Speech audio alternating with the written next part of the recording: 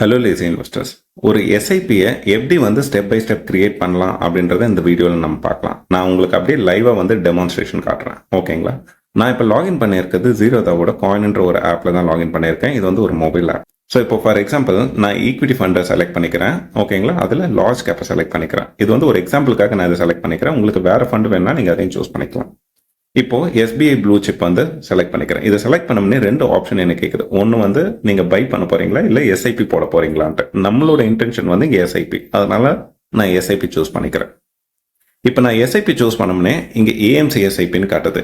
AMC எஸ்ஐபினா என்னன்னு பார்த்தீங்கன்னா, இப்போ சப்போஸ் நான் இங்கே டிக் பண்ணேன்னு வச்சுக்கோங்க, டைரக்டா இந்த எஸ்பிஐ ப்ளூ சிப்னு இருக்கு பாத்தீங்களா, இந்த கம்பெனியோட நம்ம டைரக்ட் டைப் வந்துடும். அதாவது நாளைக்கு இது செல் பண்ணணும்னா வேற ஏதாச்சும் மேனேஜ் பண்ணணும்னா நம்ம எஸ்பிஐ கூட தான் டீல் பண்ற மாதிரி இருக்கும்.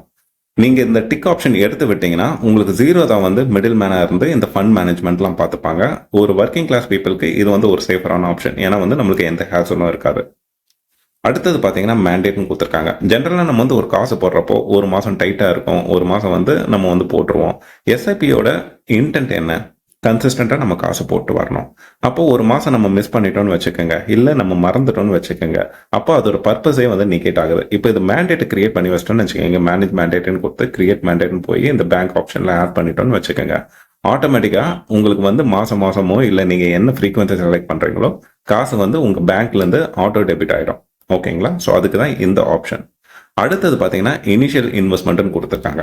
இனிஷியல் இன்வெஸ்ட்மெண்ட்னா என்னன்னு பார்த்தீங்கன்னா, எப்பவுமே ஒரு எஸ்ஐபி கிரியேட் பண்ணுறப்போ இனிஷியலாக ஒரு அமௌண்ட் போடணும். அது கம்பெனிக்கு ஏற்ற மாதிரி டிஃப்ரெண்ட் ப்ரொபோர்ஷன் ஆஃப் மணி மாறும். ஓகேங்களா? எஸ்பிஐல மினிமம் நம்ம 5000 ரூபாவது போடணும். அப்போ கிரியேட் பண்ணுறப்போ இந்த காசும் பார்த்தீங்கன்னா உங்கள் இன்வெஸ்ட்மெண்ட் போர்ட்ஃபோலியோவில் போயிடும். இங்கே ப்ளஸ் 1000 ஏன் கொடுத்துருக்காங்கன்னா, சப்போஸ் இந்த காசை நீங்கள் இன்க்ரீஸ் பண்ணணும்னு நினச்சிங்கன்னா அட்லீஸ்ட் நீங்கள் 1000 ரூபாவது இன்க்ரீஸ் பண்ணணும். 500 ரூபாய் இன்க்ரீஸ் பண்ண முடியாது. அடுத்த ஆப்ஷன் பார்த்தீங்கன்னா இன்ஸ்டால்மெண்ட் அமௌண்ட். நீங்கள் எவ்வளோ அமௌண்ட் எஸ்ஐபி போட விரும்புறீங்க, அது பார்த்தீங்கன்னா எனக்கு 1000 ரூபாய் நீங்கள் போட்டிருக்கேன். அடுத்தது பார்த்தீங்கன்னா வீக்லியா மந்த்லியா எந்த ஃப்ரீக்வன்சி அப்படின்னு கேட்டிருக்காங்க. நம்ம மந்த்லி. ஓகேங்களா? ஸோ மந்த்லி செலக்ட் பண்ணிட்டேன். அதுக்கு அடுத்த ஆப்ஷன் ஆட்டோமேட்டிக் கேட்டிருக்காங்க. இது என்னன்னு பார்த்தீங்கன்னா, இப்போ ஃபார் எக்ஸாம்பிள் ஒரு பர்டிகுலர் டைமுக்கு அப்புறம் நான் போடுற அமௌண்ட்டை இன்னும் கொஞ்சம் இன்க்ரீஸ் பண்ண விரும்புகிறேன். இப்போ நான் 1000 ரூபான்னு போட்டு வரேன், அது 1500 ரூபான்னு போட விரும்புகிறேன் அப்படின்னு நினச்சிங்கன்னா, இப்போ 50% போட்டேன்னு வச்சுக்கோங்க, ஆட்டோமேட்டிக்காக அந்த அமௌண்ட்டு அந்த பர்டிகுலர் பீரியட்லேருந்து இன்க்ரீஸ் ஆகிடும். நான் அப்போ அந்த ஆப்ஷன் எனக்கு வேண்டாம், நான் எடுத்து விட்டேன். கிரியேட் எஸ்ஐபின்னு கொடுத்தோம்னே இப்படி கேட்கும். கிரியேட்னு கொடுத்தோம்னா ஆட்டோமேட்டிக்காக கிரியேட் ஆயிடுச்சு. இப்போ இங்கே பேமெண்ட் கேட்வேக்கு போகுது. இந்த பேமெண்ட்டை நம்ம முடிச்சோம்னே ஆட்டோமேட்டிக்காக என்ன ஆகும்னா ஒரு எஸ்ஐபி சிஸ்டமில் கிரியேட் ஆகிடும். இதுதான் பார்த்தீங்கன்னா ஒரு எஸ்ஐபி கிரியேட் பண்ணுறதுக்கான கம்ப்ளீட் ப்ராசஸ். இந்த வீடியோ உங்களுக்கு பிடிச்சிருந்ததுன்னா லைக் பண்ணிட்டு அப்படியே சேனலுக்கு சப்ஸ்கிரைப் பண்ணுங்க.